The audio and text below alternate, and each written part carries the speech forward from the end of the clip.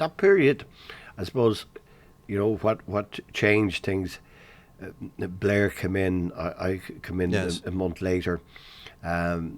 We got the IRA ceasefire back on track again, and I suppose a crucial bit of that, Sean, was in September of '97 when we had committed to the talk starting, and then at that time, Trimble was leader of the Unionist Party. Rob McCartney's group was there, Pacey was there, and it seemed this was the chance to get everything going, to get multi-party talks going, Sinn Féin being in. But then, of course, the DUP walked out, Rob McCartney walked out. Yeah. What was your sense that time? Would Trimble stay in or out? I mean, it was a worrying time. Well, throughout all of that period, the big worry, in a sense, on the part of those of us who wanted the negotiations to progress was whether or not David Trimble would be able to persuade sufficient numbers within his own party to remain at the talks. Now, he got that endorsement, but David Trimble, to my mind, I suppose, was one of the heroes in a way of the agreement that was ultimately reached, because he stayed in, notwithstanding the fact that the two parties that you've just mentioned, the DUP and Bob McCartney's party, had left, but also within his own party. If you look at the 12 MPs that went to Westminster, 11 of them Unionists at the time, and they were split. Most of them were in fact opposed to Trimble staying at the talks. So I often ask myself if John Hume or Gerry Adams had had so much division in their parties as David Trimble had in his, would they have stayed in the talks? And for that reason, I regard David Trimble as having been one of the heroes of the negotiations in that sense, because obviously without him, the negotiations wouldn't have gone anywhere. We were only talking to each other. Exactly. So the talks start, Sean, we go from that September period right up to Christmas. I suppose progress was slow. We were not exactly making great progress, though.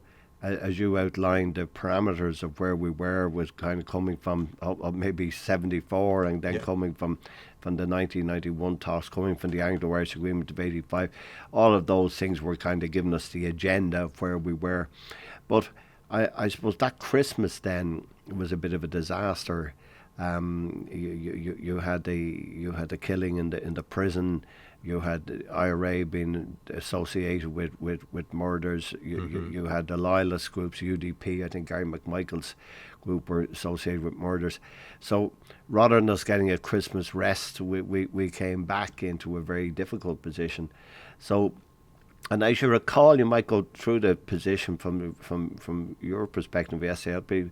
We had decided, because we weren't making much progress before Christmas, that we would come back and we would try having a meeting in Dublin, having a meeting in London, and that period, which we thought would be giving us a headwind, actually proved to be a very difficult period.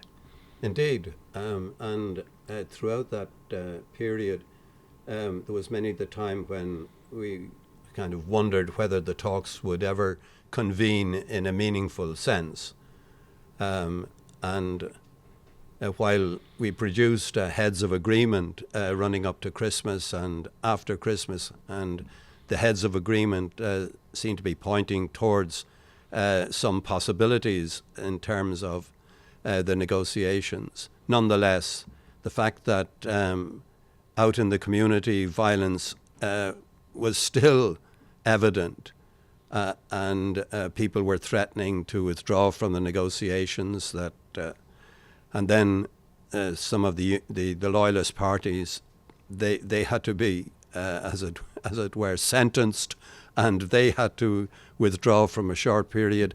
Sinn Féin were likewise sentenced to being absent, having to withdraw from the talks, and it was a very unsettling phase of the talks. But nonetheless, there was that determination, and I think here it was the two governments working together that they said, look, this is a chance, and if we don't take this chance, we may never have it again for a long time, and we've got to push the process and persuade the participants towards an agreement. And eventually, of course, that's what happened. Then we came to that, I suppose, St. Patrick's Day. I recall my job was to go at the usual St. Patrick's Day visit, and of course it was a bit more interesting because I was bringing the report to Clinton, President Clinton, of where we were at.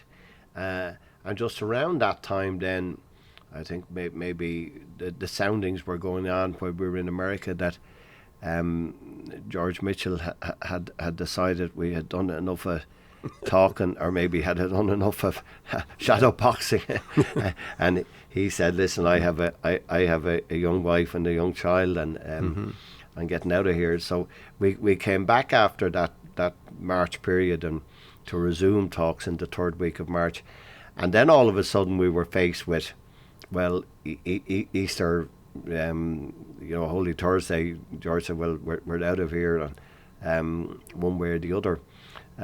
What was your sense of, like, it 3 weeks, having spent months at it? Yes. 3 weeks was a very short period. I personally felt, how can we do this in 3 weeks? But well, I suppose the broad principles and the outline of any possible agreement that was already there. I mean, we can refer back as far as Sunningdale, 70s, to what the possibilities were. The parameters were going to include some kind of assembly and executive in the north, a north-south ministerial council of some shape or form, and then and the Unionists made the proposal in particular about a British-Irish council, which hadn't been there at the Sunningdale time. But there's no doubt about it that George Mitchell concentrated minds when he said, "I'm out of here on Holy Thursday."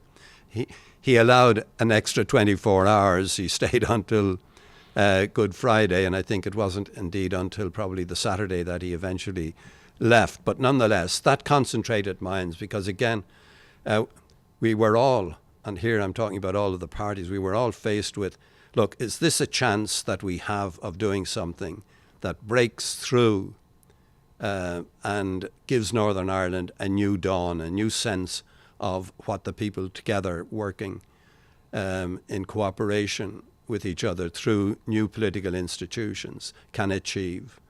And I remember the last fortnight, I don't think I spent much time at home. I think we were all corralled in that terrible building where the negotiations took place. But we were overnighting whenever we did get a night free from the negotiations. We were overnighting in local hotels. And I suppose a sense of expectation began to develop, punctured, I have to say, by Unionists saying that they wouldn't touch the proposals for North-South arrangements with a 40-foot barge pole. Remember that day. Yeah. And so were we going to go back to the drawing board? Well, in that respect, I suppose we had to go back to the drawing board, and we trimmed back on some of the proposals that had been put forward for the North-South Ministerial Council. And along with my party colleagues, particularly Mark Durkin, Dennis Haughey, and under the guidance of Seamus Mallon, of course, we worked with the Unionists on the arrangements that would be put in place for the North itself, the kind of assembly, the number of representatives in the assembly, the portfolios that would be worked by the executive that would be established from the assembly, and so on. And as I say, as the fortnight went ahead, the sense of expectation and the possibility that we might eventually crack things gradually increased and mounted. And I suppose it should be said, just for the historical records, that that entire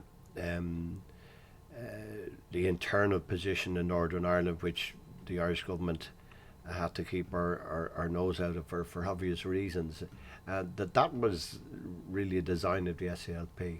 I mean, all of the work on that was really done by the SDLP, and the idea, and then you had to finalise it. I think you only did in the last day with the UUP. That's right.